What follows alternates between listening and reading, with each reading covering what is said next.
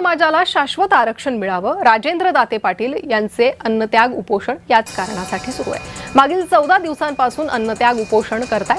सरकारनं ठोस दीर्घकालीन तोडगा काढावा अशी मागणी करताय। आंदोलक डॉक्टर राजेंद्र दाते पाटील यांच्याशी संवाद साधलाय आमचे प्रतिनिधी विजय चिडे यांनी। मराठा समाजाला शाश्वत आरक्षण मिळावं यासाठी छत्रपती संभाजीनगरच्या विभागीय कार्यालयासमोर सामाजिक कार्यकर्ते अथवा मराठा आंदोलक राजेंद्र दाते पाटील यांचं उपोषण सुरू आहे। उपोषणाचा आता 14वा दिवस आहे। ते थेट माझ्यासोबत बोलण्यासाठी आहेत। काय तुमच्या प्रमुख मागण्या आहेत? 14वा दिवस तुमचा आज उपोषणाचा आहे। काय सरकारकडून दखल घेण्यात आलेली आहे? आमच्या मागण्या एकदम सर्वसमावेशक आहेत। समाज मनामध्ये जो तेढ निर्माण झालेला आहे तो दूर करणाऱ्या मागण्या आहेत।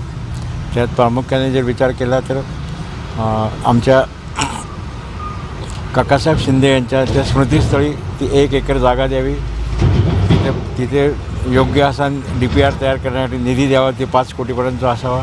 छत्रपती शिवरायांच्या त्या नीतिमत्तेप्रमाणे सगळं कामकाज चालू आहे आणि 18 पगड जातीच्या कल्याणाचा वसा छत्रपती शिवाजी महाराजांनी घेतला होता आणि तोच वसा यापुढेही चालत राहावा आणि त्या वसा चालू राहण्यासाठी आमचाही छोटा मोठा हातभार लागतो किंवा कसं हे थोडं पाहण्यासाठी आमचा तो प्रयत्न असल्यामुळे राजकीय आरक्षण वगळता आम्हाला ते आरक्षण शिक्षण आणि नोकरीमध्ये जर दिलं, आमच्या कर्मचाऱ्यांना प्रमोशनसाठी जर ते वापरता आलं तर आम्हाला ते खूप फायदेशीर ठरणार आहे। तर त्यांचेसुद्धा ते 4 विषय जे आहेत तर त्यांनी ते तात्काळ मान्य करायचं हे दिलेलं आहे।